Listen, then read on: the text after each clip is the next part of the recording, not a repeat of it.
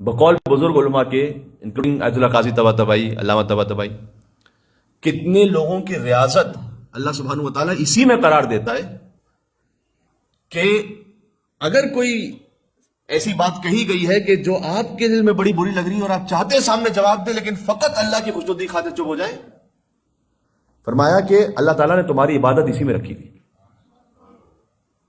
صحیح ہے؟ فقط عبادت جو ہے وہ تسبیح گھما کے نماز پڑھنا نہیں ہے. عبادت، تمہاری عبادت اللہ سبحانہ و تعالیٰ نے اس میں رکھی ہوئی ہے کہ اس پہ صبر کر لو. آ گئے سید ہاشم حداد، ان کے لیے کہا جاتا ہے کہ وہ ایک اپنی فیملی لائف کی مشکل میں تھے. وائف کے ساتھ ان کے لیے کوئی پرابلم نہیں تھا، وہ ان کا تعلق ٹھیک تھا. ان کا مسئلہ تھا ساس کے ساتھ. بڑے خطرناک ایشو چھیڑ دیا میں نے.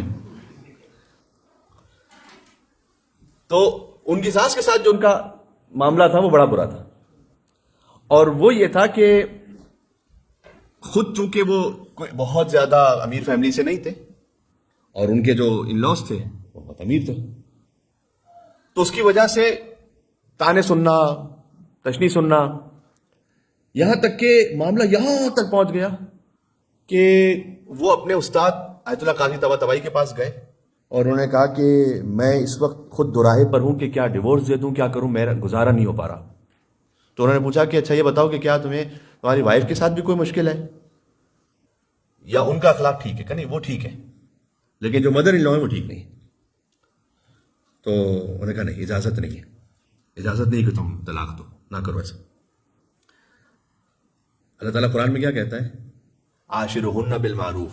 ایک تو یہ ہے کہ اپنے اہل و عیال کے ساتھ نیکی کے ساتھ پیش آؤ. وَإِن كَرِهْتُمُوهُنَّ، اگر تمہیں کسی بات پر کراہت بھی محسوس ہوتی ہے تو آگے فوراً یہ نہیں کہا کہ طلاق دے دو، سیپریٹ ہو جاؤ. آگے فرمایا کہ اگر تمہیں کراہت بھی محسوس ہوتی ہے تو یاد رکھو کہ کتنی ہی ایسی چیزیں ہیں جو تمہیں بری لگتی ہوں، اللہ نے اسی میں تمہارے لیے خیر کثیر رکھا ہو. یہاں پر اب خیر کثیر کیا ہو سکتا ہے مولانا صاحب؟ مثال کے طور پر فرض کیجئے کہ کوئی اس وقت وہاں صبر کر لے، اللہ سبحانہ و تعالیٰ اسی ذریعے سے ایک فرزند صالح عطا فرما دے، نیک فرزند عطا کر دے. یہ خیر ہو گیا نا. ہو سکتا ہے اسی کے ذریعے سے قیامت میں درجات بلند کر دے، گناہوں کو معاف کر دے. تو خیر کثیر ہو گیا نہیں ہوگی؟ تو کہتے ہیں کہ میرے استاد نے منع کیا تو میں نے کہا کہ ٹھیک ہے. اس کے بعد انہوں نے کہا کہ تمہاری عبادت یہی ہے کہ تمہیں ان کی بد اخلاقی پر صبر کر لینا ہے. تمہاری عبادت ہے یہ، اس کو عبادت سمجھ کے کرو، اللہ سبحانہ وتعالیٰ کی خوشنودی کی خاطر درگزر کیا میں. کہتے ہیں یہ بات میرے دل میں بیٹھ گئی. کبھی کہنے والے کی بات پر بھی ایسا اثر ہوتا ہے، اس کی زبان کی تاثیر ہوتی ہے کہ بات دل میں بیٹھ گئی. کہتے ہیں پھر ایک موقع ایسا آیا کہ اچھا شدید گرمی تھی، میں کسی کام سے جب گھر میں آیا تو ایک تو واقعی جب گرمی ہوتی ہے تو تھوڑا سا حوصلہ کم ہو جاتا ہے انسان، اور میری ساس صاحبہ سامنے بیٹھی ہوئی تھی اور ایسا لگا کہ جیسے دن بھر کا جو ہے نا وہ ذخیرہ کر کے اپنے پاس بیٹھی ہوئی تھی. میں آیا اور انہوں نے بولنا شروع کیا، یہ تو وہ تو زمین آسمان ایک کر دے میرے سامنے مجھے برا بھلا بول کے. مجھے اپنے استاد کی نصیحت یاد آئی، میں خاموش رہا، صبر کرتا رہا. بہت مشکل ہو رہا تھا اس وقت ضبط کرنا، لیکن میرا ضبط کرتا رہا. کہتے ہیں کہہ کے میں باہر نکلا بس یہ صبر کر کے. جیسے ہی اپنے اس صحن سے میں باہر نکلا تو میں نے دیکھا میں ایک نہیں ہوں، میں دو ہوں. ایک ہاشم حداد کی ایک نورانی شکل ہے وہ ایک طرف جا رہی ہے، اور میری ایک عام کیفیت ہے وہ ایک طرف جا رہی ہے. یعنی مجھ سے ایک نورانی جو کیفیت ہے وہ دو ہو گیا ہوں میں نے یہ محسوس کیا خود ہی. اور جتنی بھی وہ بری باتیں کہہ رہی ہیں وہ اس طرف جا رہی ہے جو میری ایک خاکی صورت ہے، نورانی طرف کچھ بھی نہیں جا رہا، وہ ایسے ہی ہے. کہتے ہیں یہ میں نے جیسے ہی دیکھا کہ ایک صبر کرنے کا نتیجہ کیا نکلا، فوراً میں واپس پلٹا اور اپنی ساس صاحبہ کے پاس آیا اور میں نے ان کا ہاتھ چوما.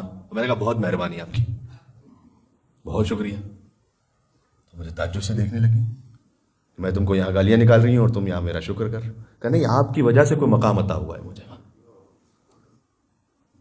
کبھی کسی شے میں بظاہر تم شر دیکھ رہے ہو، اللہ اسی میں تمہارے لیے خیر نکالا ہوا ہے. ممکن ہے یہاں سے مل کے صلوات ایک اور بھیجے محمد وعلی محمد پر اللہم صلی اللہ علیہ وسلم. میں نے یہ جو جتنی بھی سانسیں ہیں ان کو کھلی چھٹی نہیں دے دی. حدیث میں آیا ہے باقاعدہ کہ حضرت آسیہ سلام اللہ علیہ کے ساتھ محشور ہوگی وہ خاتون کہ جو اپنے شوہر کی بد اخلاقی پر صبر کرے. حضرت آسیہ کے جو شوہر ہے وہ کون ہے؟ فرعون ہے نا. تو حضرت آسیہ کے ساتھ محشور ہوگی وہ خاتون کے جو اپنے شوہر کی بدخلقی پر صبر کرے.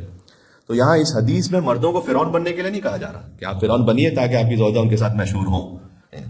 یہ ہے کہ اگر کسی کے ساتھ کوئی ایسی سچویشن ہو گئی ہے تو اللہ تعالیٰ نے نمونہ ہدایت سب کے لیے رکھا ہوا ہے.